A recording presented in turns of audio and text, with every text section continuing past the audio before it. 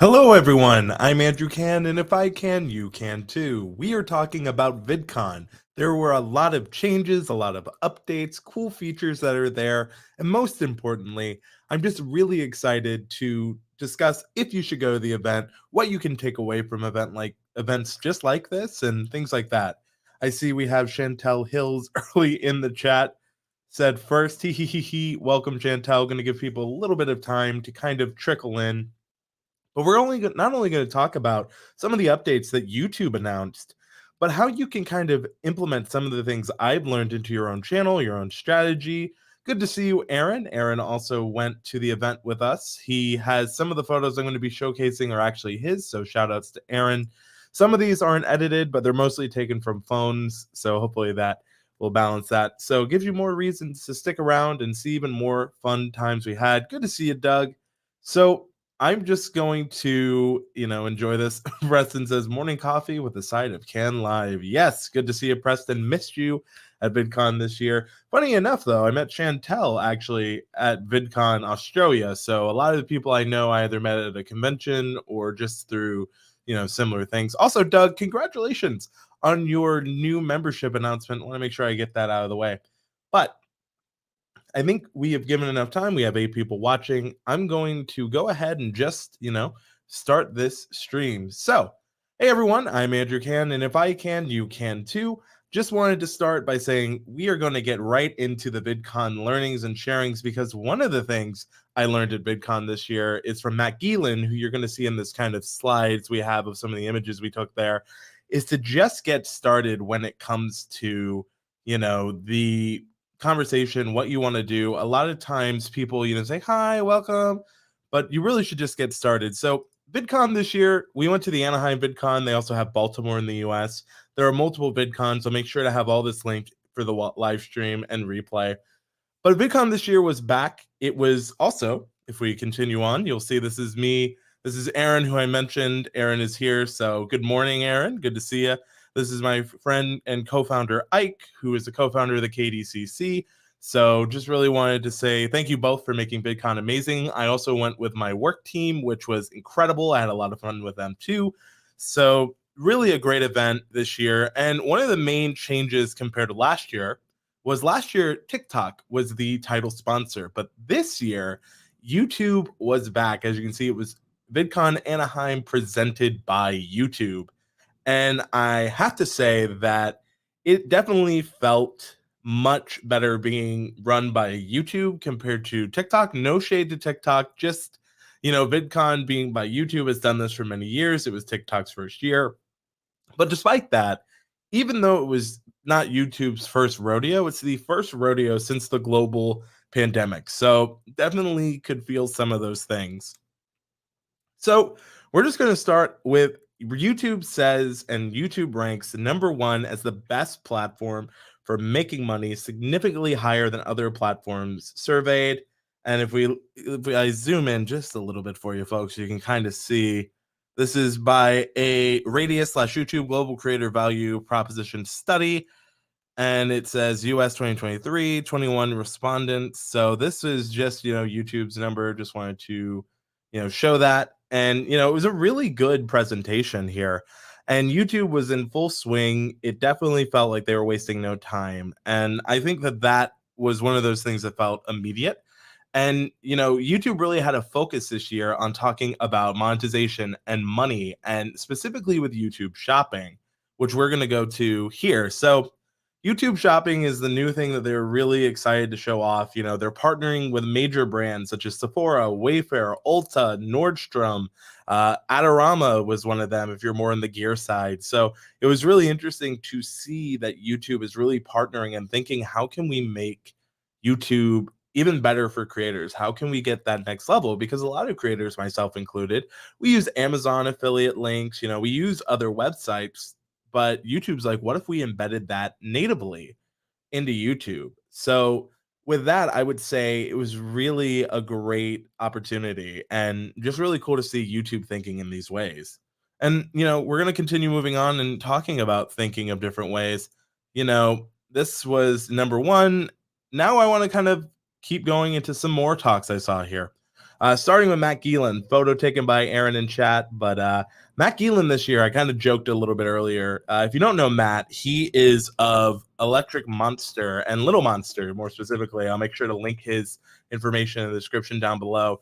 He does amazing talks at Vid Summit, VidCon, definitely worth checking him out and what him and his company are doing. But his whole thing was that the video intro is dead. And so what do I mean by that? A lot of people, myself included, I would have a little long of an intro, maybe 10 seconds. But the thing is, with mobile devices and just short form becoming popular, the intro truly is kind of dead. I mean, when's the last time on a short or in a TikTok you said, "Hi guys, I'm Andrew. Welcome to my channel. Thank you so much.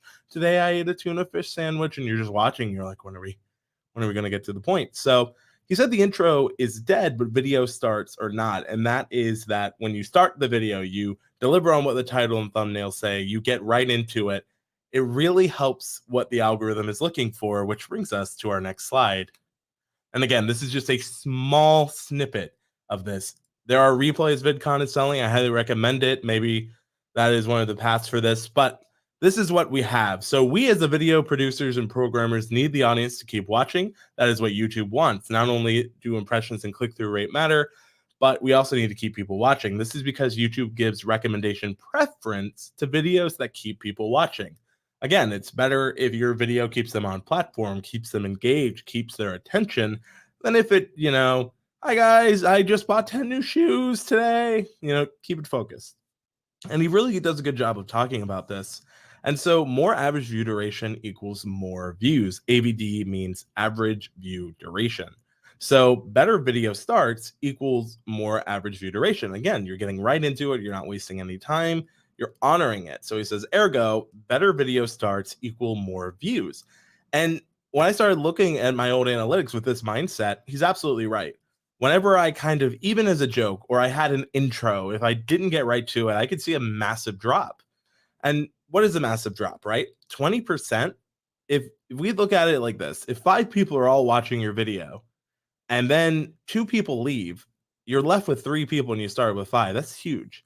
Put that at scale, it only gets worse, right? So if your videos, no one leaves after, the first 30 seconds, they're still engaged or watching, that's great. So better video starts do equal more views because more average view duration is a little preferenced in the recommendation system.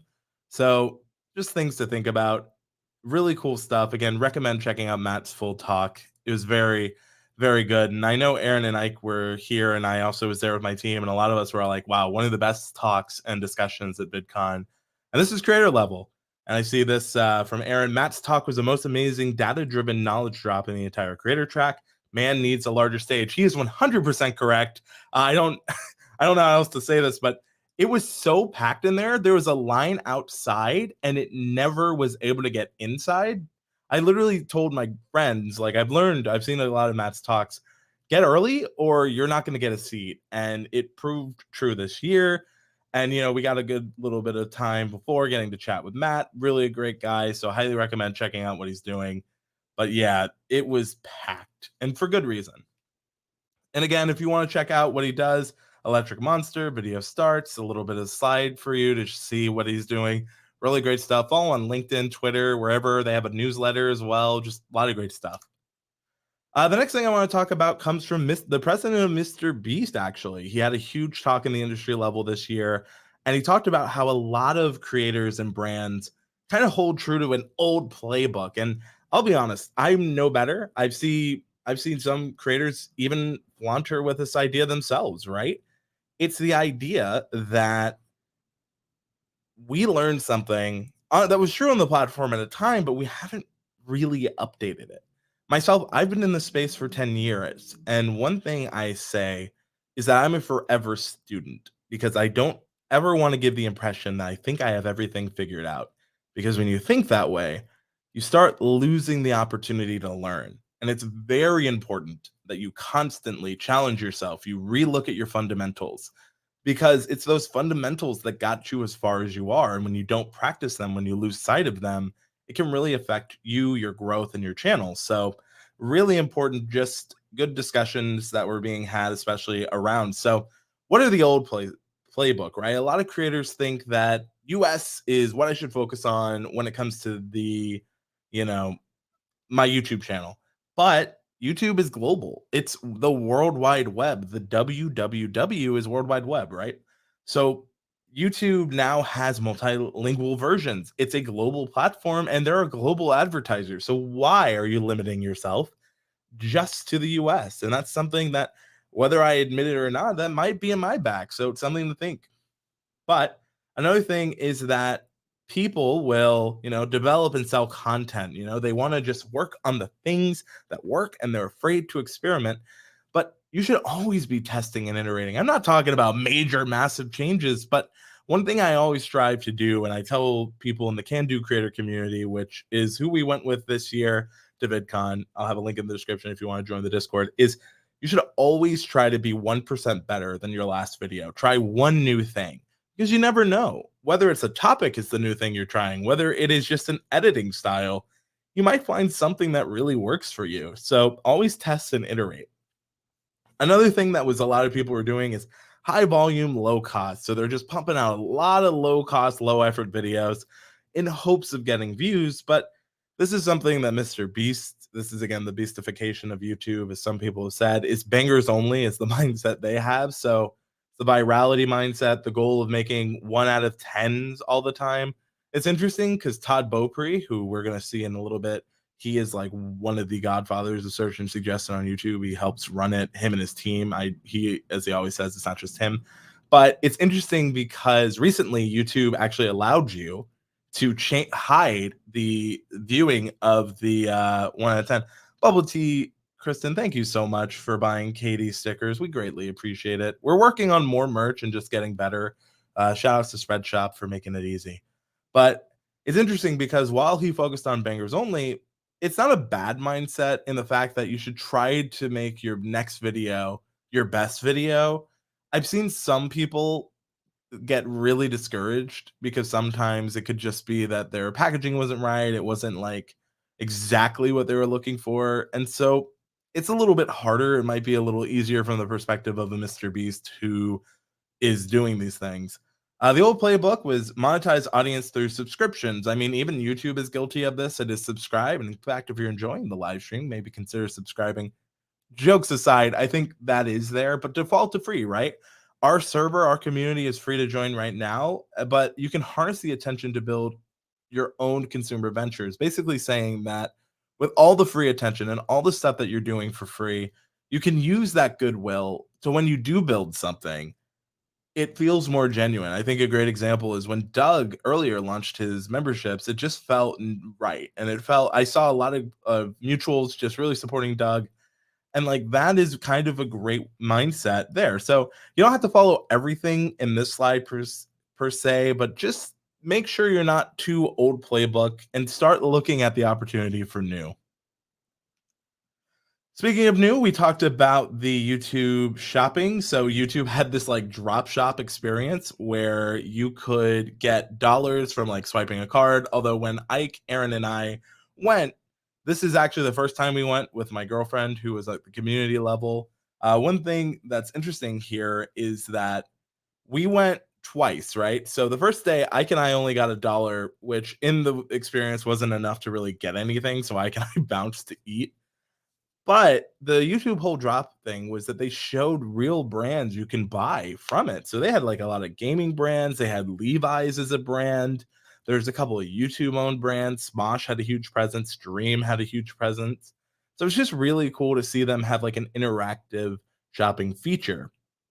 What I will say about the shopping feature, in which I don't understand because I think personally they want more creators to adopt. While one change YouTube made is that you can now enter the partnership program with only 500 subscribers or 3 million shorts views or 3,000 watch hours. That's fantastic. You will not get YouTube ads on it, which, even the support of any kind is great. Now, the traditional, you get ads, you get everything, 1,000 subscribers, 4,000 watch hours is still there, or 10 million shorts, views. But now with YouTube shopping and the affiliate, it's interesting because now in order to do it or have access, you need 20,000 subscribers, which is such a massive leap. Because I mean, to go from like basically everything unlocked from 1,000 to 20,000, I hope it's something that they consider or change. I understand the program is brand new and they're figuring it out. It's interesting when YouTube says subscribers don't matter, but then they gate features behind a subscriber count. So I'm not necessarily a massive fan of that change. And let me know what you think, whether you're live or in the replay. What do you think about YouTube saying, on one hand, subscribers don't matter, but on the other hand, they lock features behind subscriber walls? I always find that an interesting conversation because it doesn't doesn't really work. This is also true. YouTube, why isn't anyone using our feature? They'll also like hide features that are either in an early beta, which I understand, but if it's in beta for 5 years, it's still a beta. Um, Maybe more of an alpha, but it's something they do. Or, it's just learning. That's how the nature of YouTube. I get frustrated by the subs don't matter, but they keep using subs as a barrier. And I think that's fair. So, we just got to talk. It's interesting because we heard multiple different names for the YouTube like shopping icon here. And she was pretty heavily featured in the, not sure why it's not letting me. Oh, it might be because I'm zoomed out. But yeah, she was pretty heavily featured. Okay, so actually, I do think it might be Teresa. I heard some of them calling her Drop Ella, but looking here, hi, my name is Teresa, which is kind of funny. So she's like the official face. She's like a giant shopping bag. So just something to kind of consider, I can't believe we never got, it was not worth leaving the line. That line was insane. If if you left, there was like experiences you could do there. But then the issue was if you left the line, if you did the experience, the only thing you could do afterward is go in line. But the guy at the line is like, you can't be in line, but there's nothing else to do. So what do you want us to do? She's a bag lady. Yes, she is. But there is a lot more you can do outside of the YouTube shopping. And this is Renee Ritchie, who's the YouTube creator liaison. And this is Todd Beaupre, who I mentioned a little bit earlier. And in fact, in this next slide, you can kind of see they talked about from shorts to long form, the algorithm explained. So they did a really great job. If you're not, you should follow both of these gentlemen on Twitter, on socials. They are really good when it comes to the YouTube side of things. Todd, I've had the pleasure of getting to meet a few times. Same with Renee. They really know what they're talking about. They're talking about misconceptions of like shorts and long form and how they're thinking about them. And it was a really great conversation. But the thing I would say to remind everyone is they said that you should make the content that makes the most sense to all the different verticals, right? So YouTube has multiple ways you can create now, especially compared to like 2016. So now there are regular standard YouTube videos, shorts, live streams, podcasts, and community tab, if we really throw that in. So there are 5 ways you can create unique, net new content on YouTube these days. And so when you think about those 5 different ways you can create the content, it goes down to what makes the most sense to you and your audience. Would shorts make sense if your audience is watching shorts? That's why there are new YouTube analytics features that show what kind of content you watch. Similar with live streams like we're doing now, or if you're watching this as a short remixed, we're going live stream shorts. Standard videos will always be a thing, but now with podcasting, maybe you should have podcasting if it makes sense on your main channel there, but if it doesn't work, try a new channel. They're very open on that. They recommend experimenting. This is new stuff and you should be aware. I think that people a lot of times, and this is something I learned in my time at TubeBuddy, is that an established player can sometimes put things out and learn with you, and it's not a great feeling, but it's the truth, right? And they're still figuring all of this out. YouTube's evolving, and that's why it's important to follow people like Daryl Eves, Nick Nimmin, Todd Beaupre, Renee Ritchie. So it's always important to be a student, and that's something that I just wanted to call out. Aaron says, I see Andrew dodging talking about the shopping hall. Nothing out of note happened because of the shopping hall. I don't know what you're talking about, Aaron. I actually absolutely know what Aaron's talking about, but that could be a story if people are interested. Let me know if you'd want to hear the shopping hall story. But another thing about VidCon is the friends, right? So if you notice, we have some KDCC representation from Ike, from Aaron. We got to hang out with Rob Balasabas, who is always a fun and great time to hang out with. And then there is, of course, me and my girlfriend, just a fun group of people to be with and always a great time. But this goes into our next conversation, which is one of the big things YouTube dropped, which is ABC testing. Now, if you don't know, at my time at TubeBuddy, one of the features that made us a household name in the industry was A/B testing. That's because YouTube didn't have it natively. However, coming next year, 2024, at the time of this, if you're watching this, you may already have access to it in the future. A/B testing is going to be here. You can have up to 3 thumbnails, and it's going to pick a winner based on watch time. Now, this has been a little controversial based on what I've seen online. And Ike says ABC testing over A/B testing, could not disagree. So it's one of those things where if you are unaware, on YouTube right now, you can have one thumbnail. Now, the issue with that is that thumbnail may not be great at converting with your audience. So they're giving you the option to make multiple thumbnails within YouTube, and they're going to test which does better based on watch time and average view duration. Now, it says watch time. And the reason, and I get their logic, and you can still dig deeper, they said. I obviously have not tried the feature. It's still in beta. Like I joked about earlier, YouTube usually does beta. That's what we call foreshadowing. But jokes aside, we don't really know a lot on the back end. I just have to go off of what Todd and Renee explained. And so seeing it, I'm excited. I think this is a great opportunity. One, it's free. It is going to be game changing to know that, hey, maybe this new thumbnail design I thought of might do better. And I think it's always good to, I used to joke that A/B testing is actually ABT, always be testing. But now that it's ABC, because you can have up to 3, I think it's important. Now, at the point in this time, you cannot change title. It is only thumbnail. So titling and metadata is still important. You need to make sure you have that right. But I'm super excited for ABC testing. It was a huge announcement, and it's going to be great for everything. So just kind of excited to see what they do with it. And I know that everything they're doing is good. Now, if you are just joining us, I see a few new people. We are talking about VidCon, some of the YouTube changes, all the things that they're working on. YouTube has really evolved as a platform from even 2016 to now. We have 5 different ways that you can create content on YouTube, and they are shorts, traditional YouTube videos, live streams, podcasts, and community posts. So with those 5 different ways you can create content on YouTube, it is now easier than ever to get out there and build an audience. And I am personally so excited for the opportunity to be on YouTube now more than ever. And a lot of people ask, when is the best time to join YouTube? Technically, the answer was yesterday, but the next best time is today. And all these features just make that more true. So just some things to think about. So we've been showing off some photos and kind of the behind the scenes of VidCon.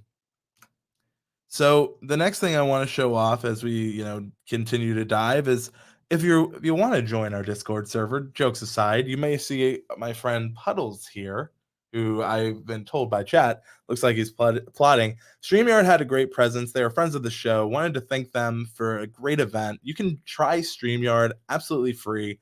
If I have the link in the description down below, I recommend them. They're great. And they were just so kind. We actually took a lot of photos of Puddles, as you can see. I gotta move Puddles back here for me. Come on, Puddles. Sit. Sit. Well, he may or may not sit. He's sitting now. We'll see if he can continues. I see this is Robbie says, I'm excited as a new creator. Exactly. And it's a great time. How can Puddles be in 2 places at the same time? Puddles being the StreamYard duck. That QR code actually works. And this is a learning that we had is, at this event, I have the cards here. I don't know how well you can kind of see them pretty well. Hold on. Let's go into full screen. So at this, yeah, you can actually see this quite well. I don't know if it'll work if you try to QR scan it, maybe.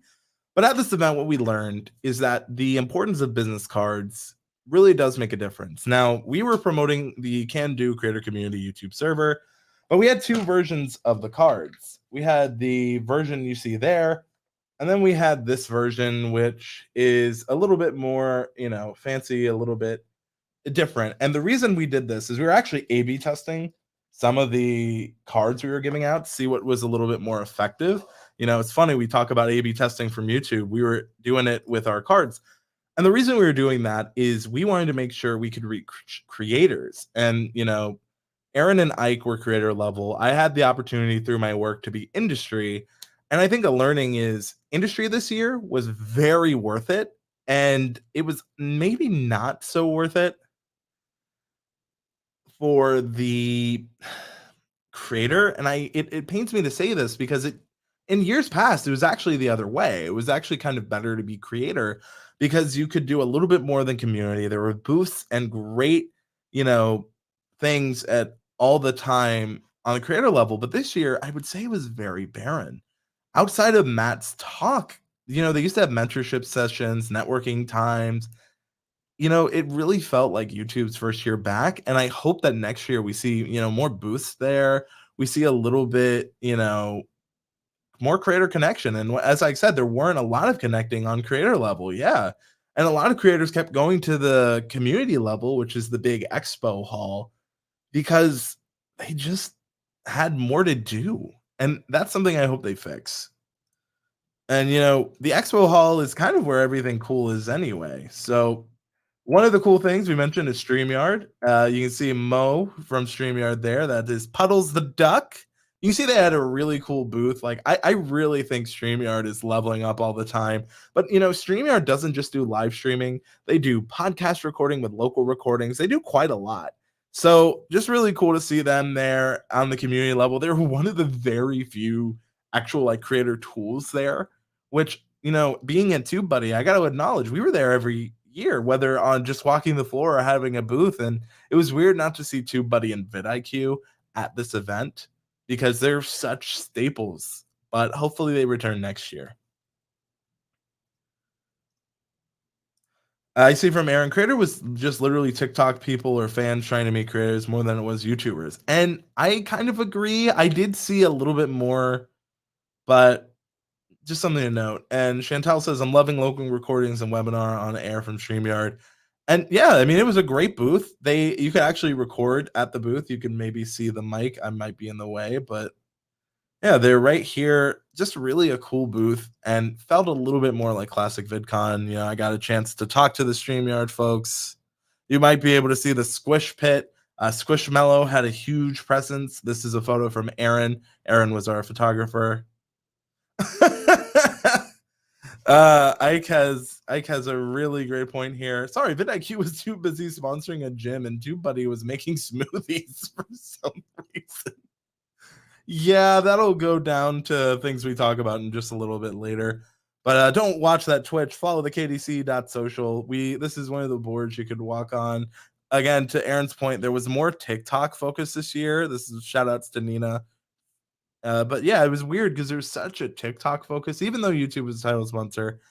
It was interesting to see more of a focus there. And, nothing wrong with TikTok, of course. It's just interesting to see that being such a focus.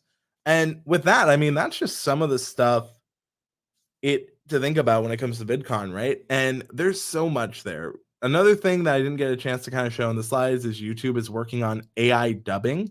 If you don't know what this is, they're using AI tools to smartly talk about different ways you can have language supports for your videos. So we talked about in the playbook section earlier, the new playbook is YouTube's global. You should be global too. They have multi-language support coming, and that is insane for AI audio dubbing. So that was cool, and there were a lot of cool things. Again, I highly recommend, if you can, go to events like VidCon, Vid Summit. A lot of people ask, what's the difference between VidCon and Vid Summit? Vid Summit is basically like industry only, very focused on YouTube. If you're going to go to VidCon, that's kind of what the industry badge is for, and definitely feels like it's more for networking and meeting huge brands that you can't really meet anywhere else. And to Ike's point, this VidCon, I really do need to talk about it. So there was a second event happening as the main expo was happening, and It always usually happens. It's usually, like, where the big featured creators go for VidCon. I'm talking about, like, the Dreams, the Mr. Beasts, the Arax, the huge creators, and they need their own place, which is fine because they would get swamped on the floor. The year Logan and Jake Paul were there before all their controversies, I remember watching security guards get trampled. There should be a level of separation. Where this year was not great was a lot of the brands people wanted to meet were locked behind invite only. So vidIQ and even Ben Labs, who owns TubeBuddy, were in a Hyatt hotel that most people couldn't have access to unless you just so happen to meet the right random guy who you've never met on one of the corners of the Anaheim Convention Center who may give you a wristband that gives you access to the Hyatt, or you know someone in the Hyatt who can get you in. That's the other option. But, sketchy wristband guy will then either call a shuttle or van to get you there. What? And we heard that story from multiple people, and it just didn't make sense. And they had brands like Discord, who was over in the Hyatt, which is a brand that Ike and I really wanted to meet. There was vidIQ, there was TubeBuddy, they're over there. Instagram was over there, and it was just off. Like, if you want to have a separate event, what they used to do and what they did in last year is in the Anaheim Convention Center, there are two wings. There's the main expo, the big convention center that they usually have for creator and community. Community is the lowest level badge, creator, then industry, then all access and speaker. That's kind of the ratings. They should have the industry in the other building, but let them go through the sky bridge so you don't have to do like a 0.5-mile walk in the heat. Let industry there so that we can constantly come back between creator on the second floor and then the industry in the other wing, because then everyone wins. And it sounds wild. It was wild. Like, why do I have to meet a random person I've never met to get a access? Reminds me of a last minute entry to music festivals, which is actually another thing. I found they used to have music festival stages, and I found out that they actually put it on the other entry. So where they used to have like festivals in the middle where the food trucks are, they didn't this year. They actually had it off to the side. And there are many different videos, and I felt so bad, of the performers performing on like the VidCon stage, and maybe there's like one person watching, and they're paid all day. And if I was performing and only one person stopped by to watch, it'd be heartbreaking. Hi, Eileen, great to see you. But yeah, that's some of the things when it comes to VidCon that this year was both better than previous years, but had a lot to improve. And I think that whether you are thinking about going to VidCon or an event, you absolutely should. There's just something about being in those hallways, being with people, that makes it really special. And one of the learnings this year, and I got this from Rob Alzabas, shout outs to Rob, is that you should never walk a hall alone. There's always going to be someone that either or someone you're walking with may know, and it can cause new networking, it can cause new opportunities. So next year, we will be going back the Can Do creator community. So me, Ike, Aaron, we might bring on a videographer so Aaron can solely focus on photography. Aaron this year was our photographer who provided a lot of the photos. He's gotten lots of great compliments, and we're really happy with the work. So great job, Aaron. Still waiting on the edited versions. There's more content to come. But, it's one of those situations where we will be going back next year. Long term, we hope to maybe give away a ticket or a virtual thing. So, keep up with the KDCC, which we will have linked in the description where you can join. So it's one of those things where we're really hoping to have, join our Discord. It's the kdcc.social. The link is in the description. But we hope we can do these things because we understand the importance of going back and going to events, whether it's virtual or in person. Obviously, if you can, I completely understand. Trust me, this is the first year that we as a team paid out of pocket. And thank you, TubeBuddy, all the years you sent us. KDCC, we got to make a couple more brand deals, but I appreciate, all those things. I do have a Game Boy Color that is behind me. I actually have two, so good eye there, and there's the one I had from my childhood, which I actually refixed recently, and then there is the one up there, which is like a breakdown.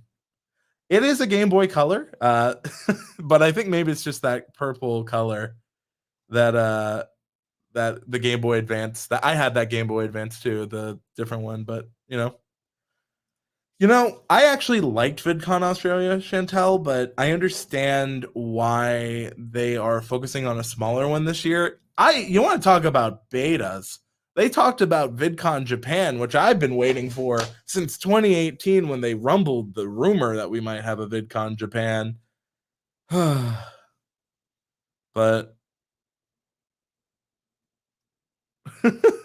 I well, thank you so much. This is Rabe for it. I've been in the Discord for over a week or so. It's an incredible community. We do our best, and we're always going to continue to grow. So when are we heading to Japan? Whenever it's out of beta, Ike. I would love a VidCon Japan. I think so many creators would be hyped for VidCon Japan. Come on, VidCon. But that was mostly rumblings. I don't know if it was ever confirmed. Like that's one of those rumblings. Just that's another thing at these events. You'll always hear rumblings. But an excuse to go to VidCon Japan just to get to go to Japan. Oh no, we were stuck in Japan for an extra 5 days. So they used to have a VidCon London. I don't think it's in their plans this year, but I've heard from people who've gone to VidCon London that's great, and they do an amazing job at that event. So maybe in the future. Other than that, I think it's not many I know of, but if anyone does, whether you're watching live or in the replay, definitely something to consider. I do want to let anyone who has a question open the floor. Is there any questions, whether about YouTube changes, VidCon, things like that? I know that if I were to pick an event to go to, I'd probably rank them Vid Summit, VidCon Industry, VidCon Creator, and that's kind of what I would do. I wouldn't recommend community, mostly because even though creator wasn't great this year, it doesn't mean it's not going to be great next year. It is also worth doing a virtual ticket. The thing about community at VidCon is that it's mostly completely for fans. There are some brands like Streamyard who are on the community level. There was, OWC, I think is the right wording there. There was Black Magic and Da Vinci, but I hope they bring back more VidCon staples. Like there was no Rode microphones this year. There was no Joby this year. There was none of those like staple brands you usually see all the time. And I think it's because, it's hard. It's one, the economy right now, I understand it from the job perspective. I just hope that where we are next year, it'll be good. I see from Bubble Tea, Kristen, who I got to meet at Vid Summit. It was fantastic to meet you in person. That you like Vid Summit last year, unlike you'll go this year, just traveling so much for work already. I understand that. I'm still on the fence if I'll go to Vid Summit this year, mostly because it's in Dallas this year. No shade to Dallas. I've been to Dallas a few times. Really fun city. It's just a lot farther than when it was in LA and it was like down the street. So I definitely think the information is always going to be worth it. And I know they're doing a lot virtually again, and I know they're really working on it. I've had the opportunity to be a speaker and presenter at the summit twice now, one of the best events of the year. So if you can make it out, highly recommend it. But similarly to Bubble Tea, Kristen, I have work and it's hard. And then I have another like pre-planned trip. Like this year, I'm missing Adobe Max and Vid Summit just because I needed a break. It's been a year. So what do you mean Dallas isn't down the street from us? As someone who had to drive from across the country, I can tell you Dallas, if you get stuck in traffic in Dallas, it can be worse than LA traffic. And I'm talking like they had to close the 6-lane highway to 1 lane. So yes. Same for about Vid Summit for me this year, gonna pass on this year. And I wonder for both of you, does it moving locations play a role in that? Or is it just because you went last year and there's so much that you got then? I've heard that from a lot of Vid Summit attendees is that they learned so much that year that they just spent the entire year implementing. And the people that actually implement this stuff, you'll see at Vid Summit the next year, like 10 times the growth. So Corin says, "I'm happy with the location, but I'm in Florida." Sure. I mean, that's like midway for. I mean, technically, Florida and California are both the, like, coastal big cities, right? So for you, it's like in the middle. I do believe there's like Playlist Live usually in Florida, but I think it got canceled this year. Somewhat worrying because all experts point to big recession. I doubt it will recover till 2026 at the earliest slight curve. I mean, true. The creator economy has gone through not a huge recession, not in the likes of the 2007 housing market crash in the US. I do think that we're okay though, because a lot of the stuff people want and a lot of the brands we have are all digital. There's like no physical inventory. So a lot of them don't have to worry if they manage their money right. Just some interesting stuff to think about. But I will also say that I think it's important to note that Viacom owns VidCon, and if you don't know what that means, Viacom owns Nickelodeon, they own Paramount, and there was a surprisingly large Paramount Plus and, Nickelodeon presence. There always was, even before they bought it. But I think it's important to note that I wonder if that might cause some of the other big brands that are historically been there from wanting to go because, when a big sponsor like that owns it, I mean, I don't know if that plays a factor into it from the other media brands. I don't want to support my competitor in that way. Just a thought. Now, I don't speak for those brands. I don't actually know, but just something to think about. From Bubble Tea Kristen, I did get a ton from the event, but it was the meeting of other like-minded YouTube creators that was my favorite part. The networking at Vid Summit is just something else, man. And it used to be that good at VidCon. I hope they bring it back. Ooh, Midnight Madness is doing 4 trips. Ooh, that is a record, all right. I would never attend Vid Summit outside of LA personally. Hard enough to justify the insane cost when I don't have to worry about travel and hotel. That is true. Vid Summit is expensive. They do early birds, just like early bird ticket pricing, so you can get a discount. Same does VidCon. So if you're thinking about going to VidCon, try to know early. The good thing is they have a really good return policy. I actually had to return a ticket I bought, and within 4 days, the money was returned, at least for VidCon.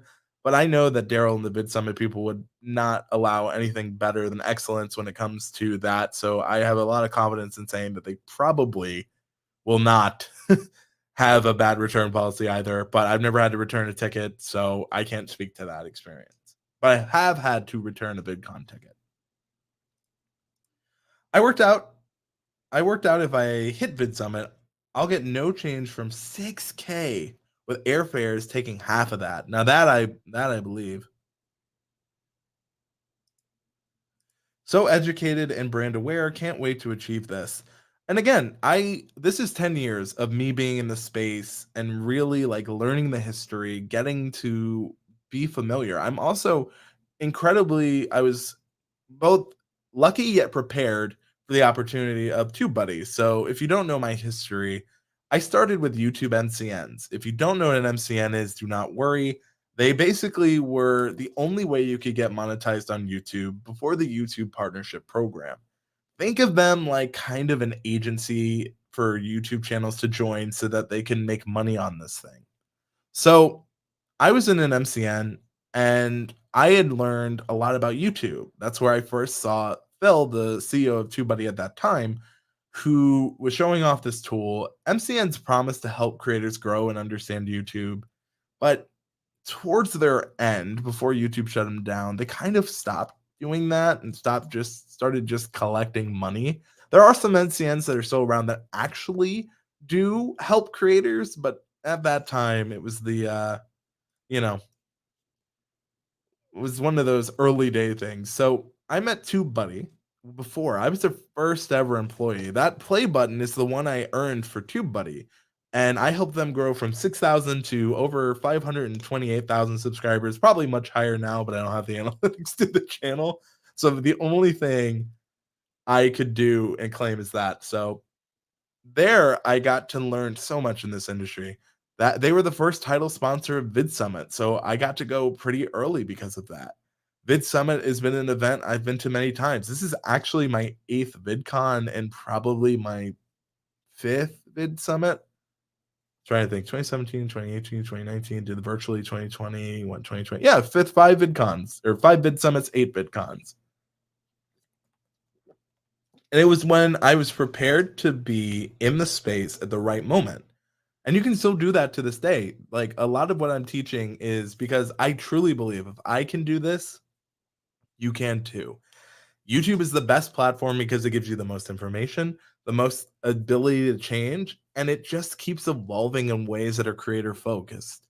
Again, creators keep saying YouTube is the number one platform to create because it just is. There's all the problems with Twitch right now. Kick is up and coming, but who knows where they're going to be in a few years. And YouTube, through it all, like Instagram and Facebook, has stayed. But unlike Instagram and Facebook, it's a little bit more fair to creators. And I'm just so excited to be a part of it, as we all are. We are still in the gold rush of digital content creation. And what a time to be alive. What a time to do what we get to do, to share the messages we get to share, to be here. And that's what I really love about where we are. And it keeps me creating. It's what I love doing, and it won't stop. And next year, when the KDCC goes back to Vid Summit, or maybe not Vid Summit, but VidCon for sure, got to figure out Vid Summit. But when we go back, hopefully we're a bigger community. We're almost 800 strong today. Hopefully by then we're easily at 2,000. We have big goals, big dreams, and you know, Ike and I have done it once at TubeBuddy, where we grew their Discord to over, at the time we left, 12,000. We built their community forums, built their channels, but we're doing it on our own, and it's been a lot of fun. And who knows, maybe someday I'll explain why I left, but that's not this stream. This stream is about the beauty of YouTube and VidCon. I just want to thank everyone for joining me, watching, and really appreciate you. Thank you all so much for watching. I'm Andrew Can, and if I can, you can too.